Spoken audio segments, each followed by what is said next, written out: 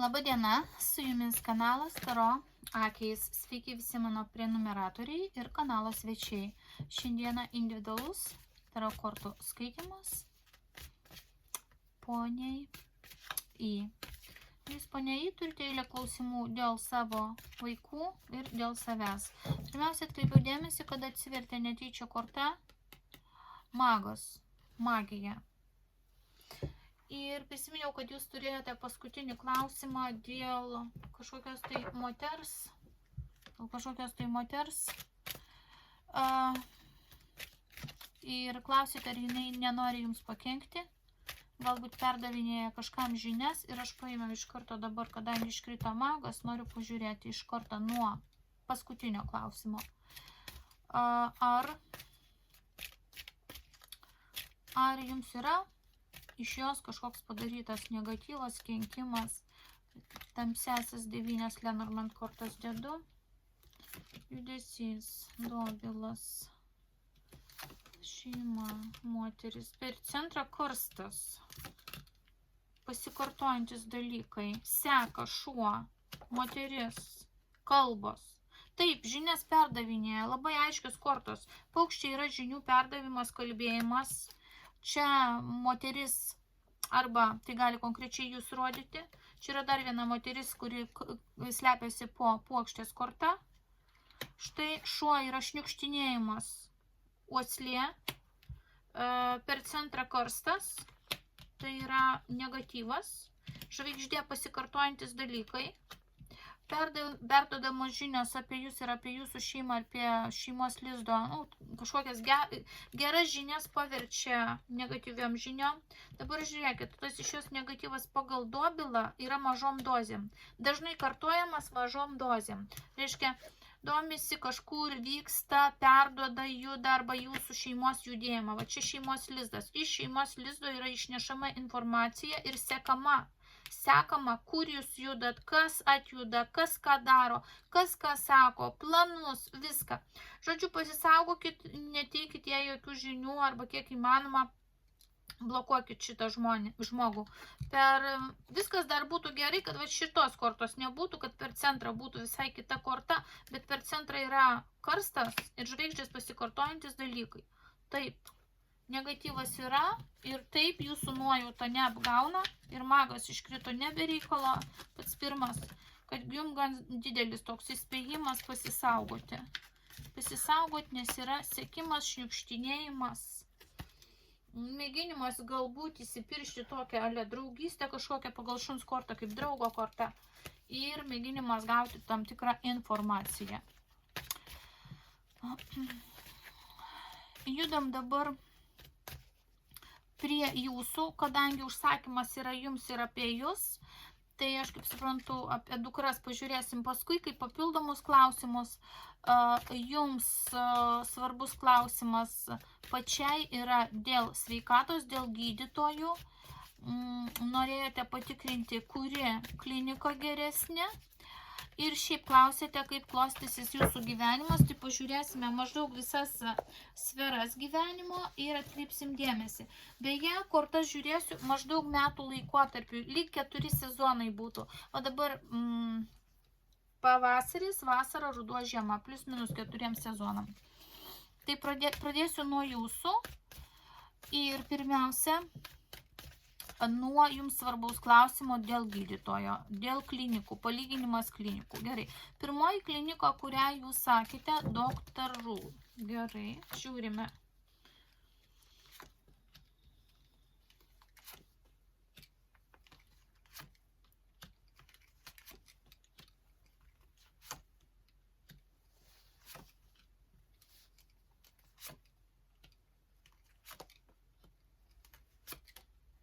Žinot, gera klinika, apkrauti ten irgi kažkokiais darbais, reikalais, įsipareigojimais, sunkiai tempia visokius darbus, vienintelė korta yra sunkuoka.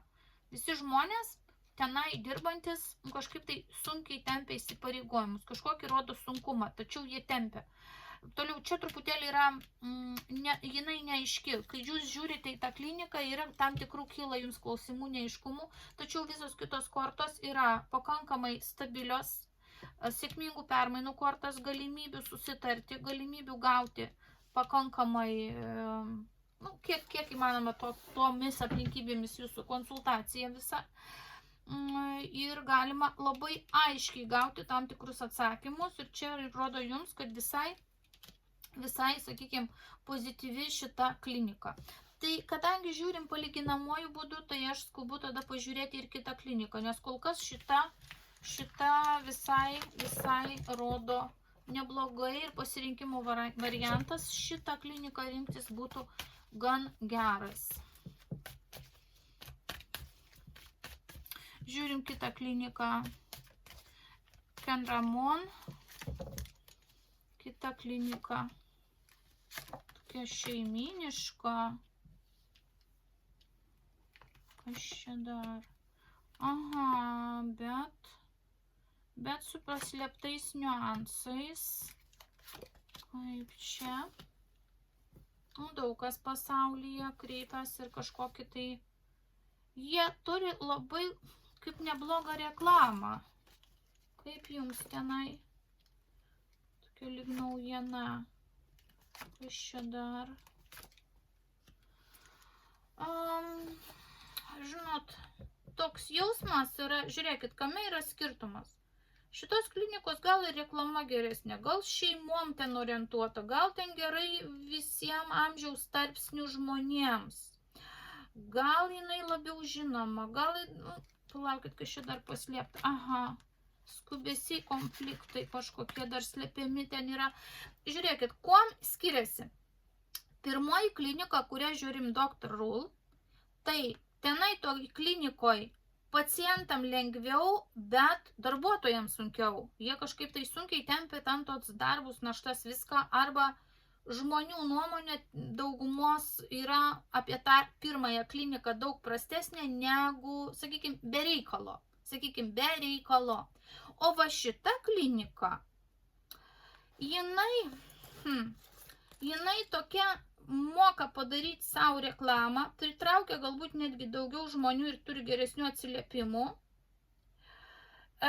Nėra čia jokia tragiška klinika, bet čia yra gudriai permetami kažkokie tai sunkumai, pavyzdžiui, klientams, ar tai kažkam tai.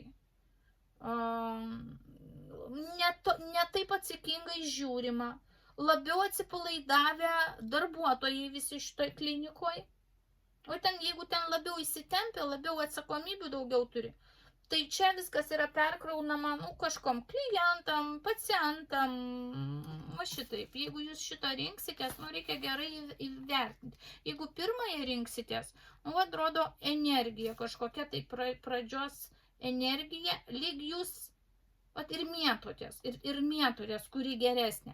Tai va tokie yra skirtumai. Tokie yra skirtumai, kad lyg iš pažiūros ar reklamos ar rekomendacijų šita geresnė, bet realiai pirmoji klinika, sakykime, jautresnė, galbūt patys dirbantieji ten netokie patenkinti, nes jie labiau atsakingiau yra spaudžiami ar valdžios ligoninės ar kažko. Nėra tokie atsipalaidavę ir žiūri atsakingiau, dėl to gali susidaryti vaizdas, kad tenai galbūt tokia didesnė įtampa jaučiasi pirmojoje klinikoje. Bet ten sakau, bendrai paėmus dėl paciento viskas daroma atsakingiau ir daugiau paimama to sunkumo pačių darbuotojų. O toj antroj klinikoj priešingai. Jaučiasi geresnė atmosfera, gera reklama, gera nuotaika, visi ten labiau šypsosi, lyg atrodytų geresnė aura, o iš tikrųjų yra antraip. Per tas šypsenas ir per malonesnį, sakykime, bendravimą yra nustumiama atsakomybė ir ne taip atsakingai žiūrima į savo darbą ir į pacientus. Sakyčiau, toks yra truputėlį butaforinis palyginimas. Iliuzija tokia, truputėlį antroji klinikoj. Tai va, nėra bloga ir antra, nėra bloga ir ta antra, bet jeigu jau dabar grinai pasirinkti, tai pirmoji, geriau pirmąją. Toliau judam prie kitų jūsų gyvenimo sričių, nes jūs uždavėt klausimą, kaip apskritai galbūt gyvenimas klostysis gerai, žiūrim metams laiko visas sritis, į ką jums labiausiai reikėtų atkreipti dėmesį, galbūt kažkokie tai įspėjimai, signalai arba patarimai būtų, kaip jūs pati šiais metais. Gali būti tam tikra apatija, kad jūs galite nepastebėti kažkokio tai šanso, kad kažkas jums siūloma, jūs nenorit, jūs kažko tai prisigalvojat, jums kažkoks tai nerimas, jūs kažko tai prisibijot, o gal pergyvenat dėl savo sveikatos, gal pergyvenat dėl savo dukrų, ar ten dėl vaikų, ar ten dar dėl kažkokių tai dalykų. Ir labai reikės daug kantrybės. Reikės kažko to laukti, viskas bus taip atidėliojama, kantrybė reikalinga bus jums per ateinančius metus, per metus laiko. Finansai. Finansai susiję su jumis pačia. Ir dar finansai gali būti susiję su stipriai dukra L. Dukra L. Ar tai jūs turėsit jai padėti, ar jinai jums padės, ar jūs kažką čia tarsite su ta dukra dėl finansų? Vaikų klausimas, draugų klausimas. Jūs ir klausit dėl šitos dukros, kada susilauks vaikų. Tai va čia kažkokie tai per finansus bus sprendžiami ir ta tema su dukra. Galbūt reikės kokio ten ar gydymo, ar reikės paramos, ar reikės patarimo, ar pinigų, ar padėti, ar paskolinti. Kažkokio tokio palaikymo reikės, netgi finansinio, galbūt dukrai rodoma šitaip yra.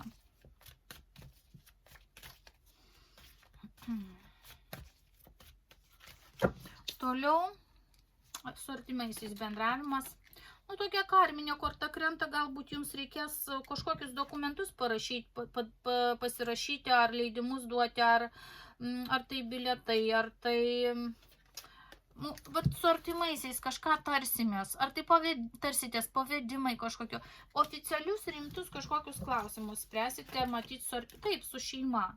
Kažkokius sprendimus priiminėsite, kur reikės ir oficialių kažkokių tai užtvirtinimų. Bet čia viskas gerai, viskas gerai. Taip, dabar toliau pažiūrim jūsų namai.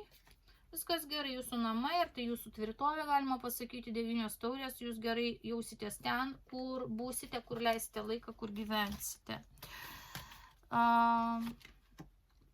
Ir vėl, savim pasitenkinimas bus 4 lastus, rodo, kūrybinės saviraiškos gali daug atsirasti kažkokiems pomėgiams, romantinėms svajonėms, bendravimo su vaikais, malonus bendravimai, malonus visas toks, sakykime, jūsų grinai asmeninio gyvenimo tas momentas, jūs atrasite savo labai daug džiaugsmų. Jeigu šiandien atrodo, kad kažkokių dar nerimų turit, bet iš tikrųjų bus ir labai daug džiaugsmų per metus laiko. Sveikata. Sveikata krenta žvaigždė. Sveikata, taip kad nebijokit nei klinikos rinktis, nebijokit nei dėl sveikatos, taip yra artimiausia metų laikotarpį, 4 sezonų laikotarpį. Žvaigždė tai yra naujos technologijos, tai yra gydymas, tai yra sveikata, tai yra viltis, tai yra atsigavimas, tai yra pagerėjimas. Sveikatos tema krenta labai gera korta. Judam toliau, pažiūrėti dėl susitarimų kažkokių. Galbūt turėsit susitarimus su kažkokio ar tai valdžios atstovu, ar kažkokiu vyriškiu, ar tai gali būti giminais kažkas, bet susitarimai, sandėriai, gal kažką samdysit, tarsitės, kalbėsitės, bet taip intervališkai, nepastoviai. Turėsit laikas nuo laiko su kažkokiu tai matyti vyriškiu ar valdžios atstovu, kažkokiu tai reikalų susitarimų. Bet nenuolatiniai. Tokie... Tai vyksta kažkoks tai sandėris reikalai, tai jie atsitraukia, tai vėl grįžtama prie to paties, vėl atsitraukiama. Ar tai viskas gerai? Viskas gerai atrodo. Ir neturėtumėt nei pinigų prarasti, nei dėl kažko. Jeigu jūs per metus laiko vykdysit kažkokius tai sandėrius, pirkimai, pardavimai, kažkokie tai va čia dar buvo tokių kortų oficialių, tai netrodo, kad jūs kažką galėtumėt prarasti, nes rodo tokį šikštuką, kad aš stengsiuos nepadaryti nieko, kad nepabloginti savo gyvenimo. Tai va, neturėtumėt pabloginti, nes 4, 4 ir čia 4 pas jūs, 3 jau ketvirtukai iškrito, kurie rodo pakankamai stabilų gyvenimą. Panašų, kai buvo stabilų gyvenimą. Nerodo kortos, kad gyvenimas gali pablogėti, bet nerodo, kad ir jisai labai gali pagerėti. Tai yra tam tikra norma, kur daugelį sričių jinai tęsis panašiai kaip buvo. Tai jau gerai. Taip. Labiau galvosit, labiau bijosit, labiau baubų galvoj turėsit negu realybėj. Realybėj to mažiau bus negu jūsų baimės bus didesnės už realias grėsmes. Toliau, kas dėl...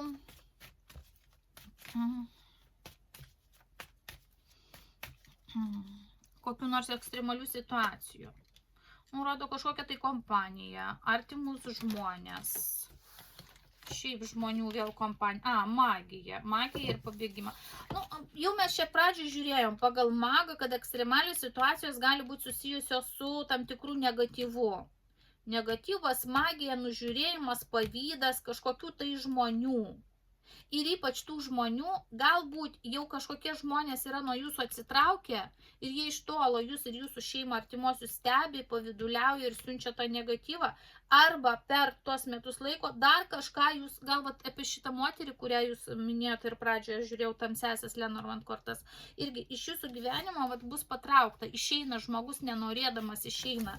Jūs išeisit, atsitrauksit nuo kažkokio tai žmogaus, nuo žmonių, bet tada tie žmonės vis tiek jūsų šeimą, jūsų gyvenimą stebės lyg per plyšį, norėdami sužinoti, išsiaiškinti. Va čia truputėlį ekstremalumo yra. Galbūt reikėtų pasirūpinti savo ar šeimai kokias apsaugas, ar amuletus, ar kokį ritualą nuo negatyvo apsisaugoti. Nes atrodo, tokių pavydžių žmonių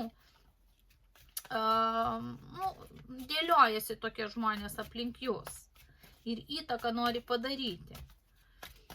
Tačiau čia rodo išėjimą, atsikratymą, pasitraukimą nuo tokių žmonių. Taip.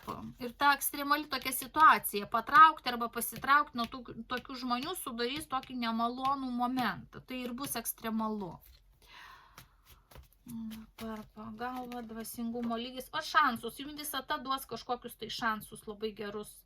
Monetų tūzas viena geriausių kortų ir čia krenta į tokią gyvenimo sferą, kai klausimas yra, ar visatos jėgos jūs palaikys.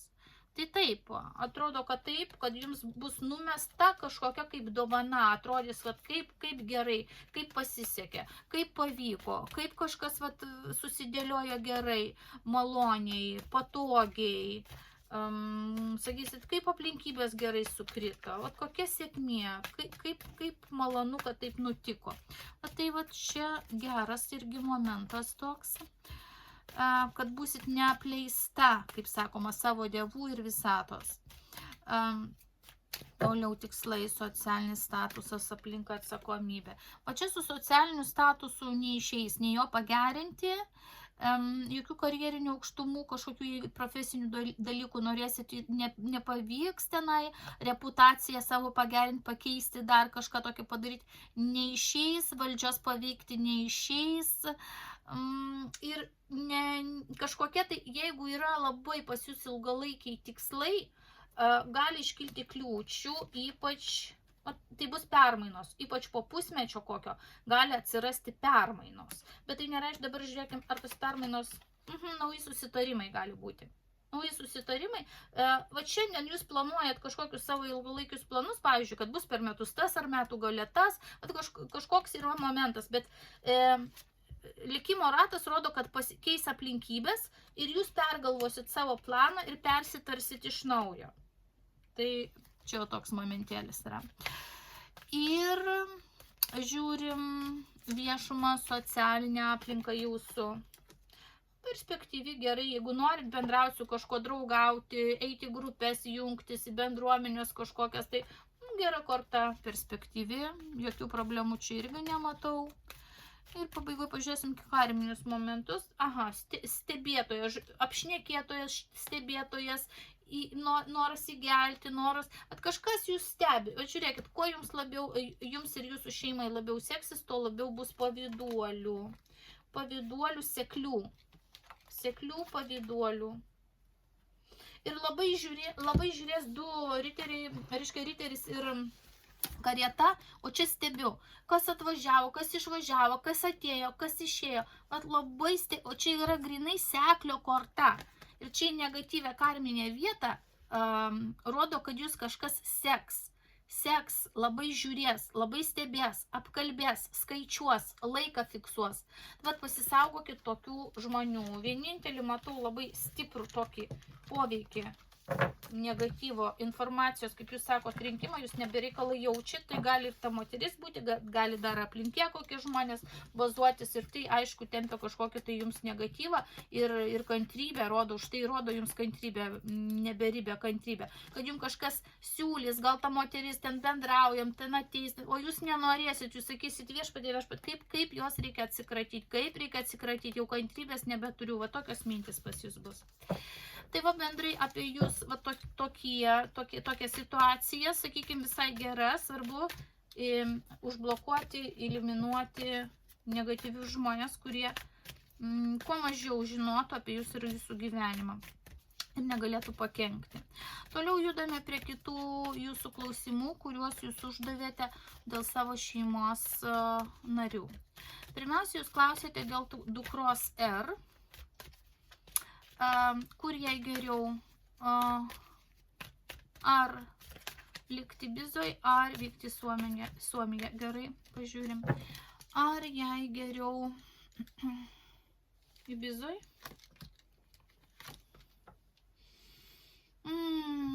Griūna viskas, griūna. Nenori, jinai pati nenori, jinai vis tiek judės dar kažkur. Negerai jai likti. Ne, jinai, jeigu lieka, jinai kaip auka jaučiasi. Žinot, kodėl dar situacija, darbo situacija. Jeigu jinai lieka į Bizoj, tai jinai gaunasi, kad turi dirbti. Jinai turi kažką dirbti ir gaunasi, kad jūs irgi ar tai turėsit irgi duoti, šelpti, stumti dėl darbo. Čia labai prastos kortos. Jinai jaučia, kad jeigu jinai liks į Bizoj, jinai bus kaip suvaržyta.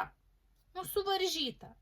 Tai, ką jai siūlys, jinai jau šiandien nenori. Toliau užsidarius nemato savęs į Bizoj. Toliau jinai turi, likdama į Bizoj, jinai turi kažką aukoti, keisti požiūrį, daryti savo gyvenimą kažkokį tai sustojimą. Todėl toliau iš kitų turi ieškoti, kas jai duos resursą, kas jai duos pinigą. Baimės yra, kad jinai bus suvaržyta, pavirs dvi aukos kortos ir pabaigoj darbas. Man susidaro toks vaizdas, kad jinai likdama į Bizoj nenori galbūt daryti to, arba dirbti to, arba įsipareigoti taip, kaip jinai numano, kad bus tie įsipareigojimai. Nes jinai jau turi tada lipti į darbo vėžes kažkokias tai. O toks yra reikalas.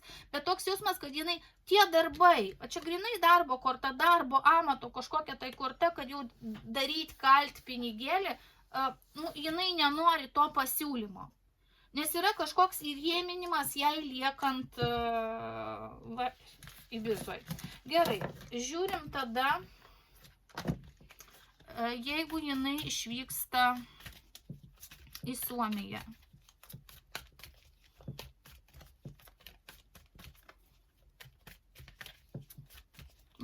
Suprantat, jeigu jinai lieka į Bizoj, jinai priversta dirbti. Toks jausmas susidaro. Priversta dirbti, užsidirbti, kažką daryti. Dabar, bet galbūt ir tas darbas, tai ką jinai čia turi dirbti, rėminta jai, nemielas. Gerai, jeigu išvykti į Suomiją, pagalbos ieškoti. Vyriški kažkokį rodo, gal kažkokių draugų ten turi, ar kažkokį susirastų ten draugą ar palaikymą, arba šiaip žiūrima į didesnį pinigą kažkokį, o čia pagalbos ieškojimas, pinigų ieškojimas. Išvykimas, judėjimas, perspektyvos mato jinai. Bet jinai turi kažkokias tai, žinot, kokias jinai dar viltis turi, kad ją palaikys sesuo D, vardu iš D raidės. kad ją palaikys šeima, vis tiek kažkas iš šeimos narių. Kad jinai kažkaip sukurs gudrų planą, pagudraus. Kad jinai tenai lauks, kurs iš kažkokias perspektyvas.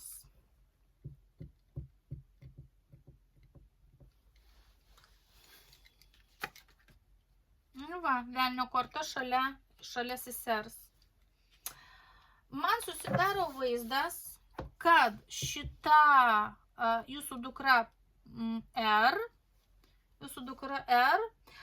nori išvykti, bet išlaikyti, nu, greičiausiai čia su sese D, kažkokį tai nematomą ryšį, per kurį jinai palaikys su šeima santykius ir gaus pagalbą. Gudriai gaus pagalbą, kai jos reikės.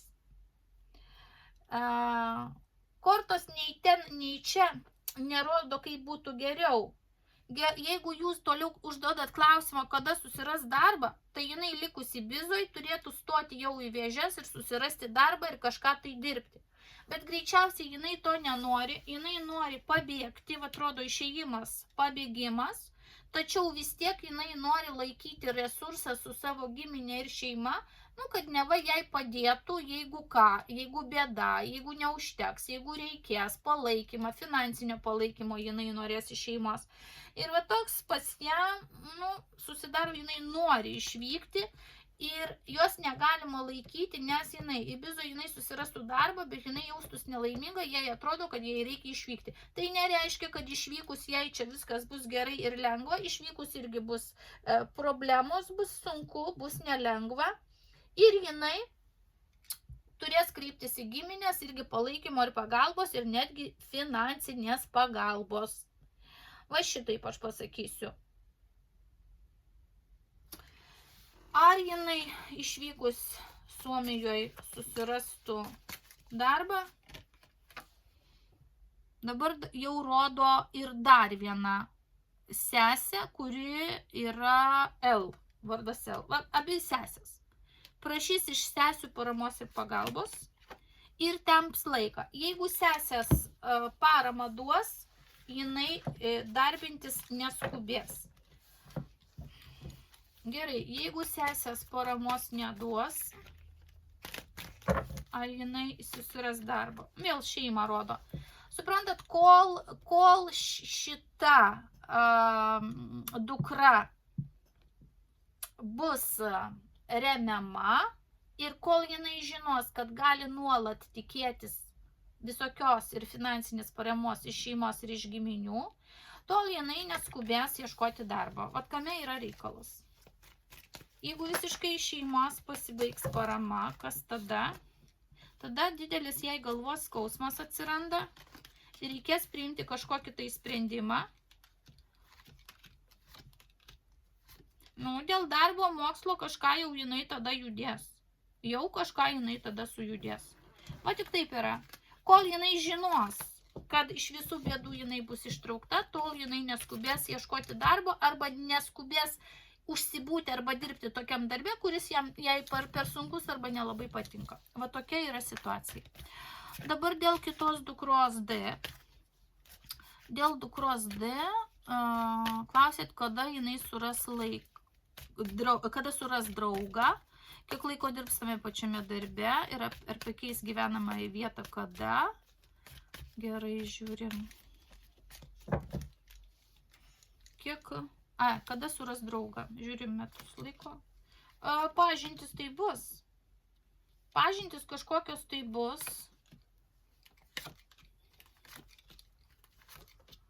Žinutės kažkokios ir galbūt ne nuo vieno gerbėjo.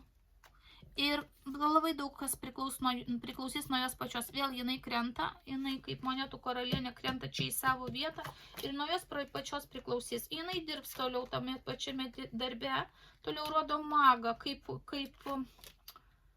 santykių blokavimą, bet nauji santykiai į aklavietę ves. Žiūrėkit, kame yra reikalas. Jeigu jinai galvoja, kad jinai greit susiras draugą ir dėl to jinai keis darbą, pavyzdžiui, gyvenamą į vietą, dėl draugo, dėl meilės, tai čia viskas gali pastrikti. pasakykit savo dukrai D, kad jinai savo gyvenimo nemėgintų nuolat, kaip sakyti, pritaikyti prie vyruko. Nes tai gali būti, kad jinai turės daug ką paaukoti ir pastrikti dėl meilės pasiūlymo. Nes čia yra parištasis, o čia meilės taurė. Būtų gerai, kad jinai per greitai neprisirištų prie kokio nors vyriškio gerbėjo, ten per greit neįsimylėtų, nes vėlgi krenta magas ir bus kaip tokia, sakys, vėl kaip magija. Toliau darbas, jei krenta, jinai pati čia krenta. Kortos nerodo, kad jinai pakeis greitų metų darbą ir nerodo, kad jinai pakeis gyvenimą. Jinai, va čia rodo norėjimas išliekti kitą vietą. Bet esmė, kad jinai tada keisdama tampa pati pažeidžiama. Kortos nepatarė dėl meilės, dėl vyriškio imt viską mesti ir keisti. Patikrinsiu tiesiai šviesiai, ar verta. Va, rodo dar ir kažkokią tai. Ne, neverta, nu žiūrėkit. Jinai vis vien pataps buvusiaja po kiek laiko ir jai reikės atgal, jau gausis kaip žingsniai atgal. Jinai per metus laiko, tai yra rodo kortos, per trumpas laiko tarpas staiga viską kardinaliai mesti ir, sakykim, keisti. Jeigu jinai nori darbą keisti nepriklausomai nuo to, ar jinai ras draugą ar neras, ar tada verta keisti? Neverta, kortos rodo, kol kas neverta. Ar verta gyvenamąją vietą keisti? Rodo šeimą, matot? Jeigu jinai, pavyzdžiui, randa vyriškį, su kuriuo sukuria planas. Sužadėtuvės bus tada, vestuvės bus tada, vaikai bus tada, gyvensim ten bus taip. Jeigu toks planas yra su vyriškiu, tai tik tokį šeimininį planą turint galima keisti gyvenamą vietą. Kitu atveju ne. Kitu atveju čia rodoma jo šeima ir būt kažkur arčiau, kur jinai visada būna savo šeimai, savo kolektyve, savo darbė, savo visur. Tai va toks yra korto atsakymas. Nepaskubėti savo gyvenimo laužyti dėl kito žmogaus be plano, be konkretaus plano.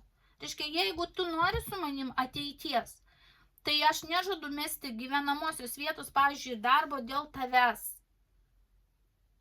Jeigu tu rimtai galvoji apie santykį, gerai, pirškis, nešam pareiškimus, tuokėmės, tada po santokos aš pervažiuoju gyventi, kur tik tu pakviesi, kur tik tu namus parodysi, darbus tada keisiu, tada vaikai gims, šeima ir taip toliau. Be tokio šeiminio plano nieko neverta nei keisti, nei vykti, nei... Va šitaip rodo kortos. Toliau klausėte, ką apie ją galvoja jos draugas Kesar. Tai aš suprantu, jeigu prieš tai rašėte, kada suras draugą, tai ten turėjote omeny mylimą draugą. O dabar žiūrim šiaip draugas. Šiaip draugas jos.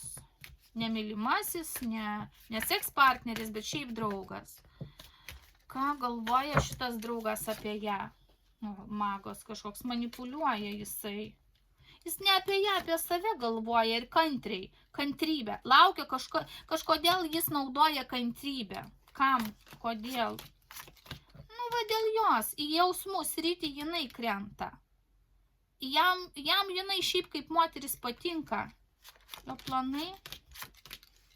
Nu, jis vėl tempia laiką ir laukia galbūt, kada jų santykiai gali lūžio tašką turėti ir pereiti kažkokius tai kitokius. Žodžiu, aš pasakysiu taip. Kortos rodo, kad visi vyrukai šalia jūsų dukros D, kurie mielai bendrauja su ją kaip ale draugai, tai jinai tiems vyrams yra simpatiška. Tai ką galvoja jos draugas ponas tai jinai jam simpatiška moteris. Ir jis kantriai su jie draugauja, nenorėdamas to per daug stipriai parodyti. Toliau dėl dukros L. Žiūriu, dukra L bus taurių karalienė. Ir dėl dukros L. Kada susilauks vaikų su draugu? Susilauks vaikų. Oi, ne šiais metais, bet vaikelis bus. Rodo, kad ją kažkas mama vadins, tačiau tai nėra greitai. Tam reikia kantrybės. Tam reikia pereiti kažkokius kantrybės etapus, nes sako, pasėjai sėklą, medžio rytoj nebus. Reiškia, reiks bandyti kažką daryti. Ir toliau jau rodo nulinę vaikelio kortą. Atrodo imperatorių, vyriškį. Ir čia irgi pakibęs, kažkas pakibęs laike. Nei pirmin, nei atgal. Reikės kažkokios tai pagalbos ir išlaukti. Čia rodo pagalba. Čia arba nėra pinigų, arba nėra sveikatos, bet reikia kažką tai kantrybės, sveikata, išlaukti. Kas čia dar? Jei sunku bus išlaukti. Palaikymą gaus iš sesers D. Ir vėl laiko korta. Žiūrėkite, ne šiais metais, ne. Tai užsitęs, vaikų turėjimas užsitęs. Čia yra trys ilgo laukimo kortos. Neskubinkim įvykių. Neskubinkim. Viskas bus savo laiku. Čia yra laiko korta. Laikas sudėlios viską į vietas, nulinukas užsimesgusi gyvybė kažkokia bus, arba tiksliau, čia yra korta, kai kažkas šaukia mamą. Tai reiškia, mama ją kažkas vadins, o laikas ištestas. Reiškia, neskubinkim įvykių, reiškia, reikės dar kažkokius praeiti etapus, kad jinai turėtų vaikų. O tokie momentai. Greitai to neįvyks. Toliau, kaip seksis jai darbas.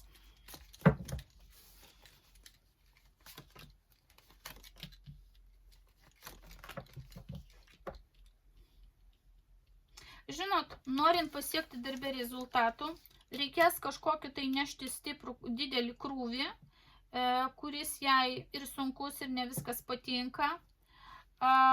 Tegu pasaugo sveikatą. Kas čia toliau? Toliau kaip ir stabilu viskas. Jeigu jinai ištvers tą krūvį ir viskas, kas vyksta darbe, jinai galės dirbti ilgai darbe ir netgi, jeigu norės, kurti planus, kaip gerinti savo darbą arba kvalifikacinę padėtį, galbūt net karjeros kažkokiu laipteliu kilti. Taip, kad perspektyvos darbe neprastos, seksis gerai, bet jinai irgi turi suvokti, kad jinai turės perėti kažkokį tai sunkumą, lūžio tašką. Ant jos gali krauti kažkokius tai įsipareigojimus, kurie jai netgi nepriklauso.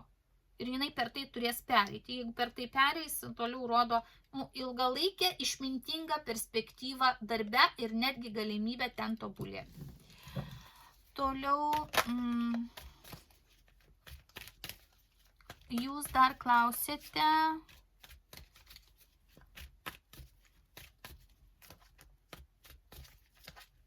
Visus klausimus čia pažiūrėjom. Jau pažiūrėjom apie kliniką, pažiūrėjom, viskas tvarkoja. Tai dabar pabaigai, miela, pažiūrėm jums kortų patarimą, į ką jums pačiai labiausiai atkreipti dėmesį. Kažkokia tai moteris, aiškumas, vaikai ir įvertinimas. Reikia įvertinti aiškiai kažkokią tai moterį. Galbūt grįžtam vėl prie paskutinės, prie ten, kur sakė, 66 metų moteris. Ar tai jinai? Taip, tai daugmaž rodo jinai. Likimo ratas. Pakeisti. Kaip? Pabaigti. Pabaigti su šita moterim. Grįžtam, trūktų žvačių, grįžtam iš pradžių. Vadinasi, daug negatyvo ta moteris neša jums ir jūsų giminiai, šeimai, jūsų planams. Baigdama, aš jūs apkabinu, miela, linkiu teisingų sprendimų ir pasirinkimų, linkiu sėkmės ir su jumis buvo kanalas Taro akys.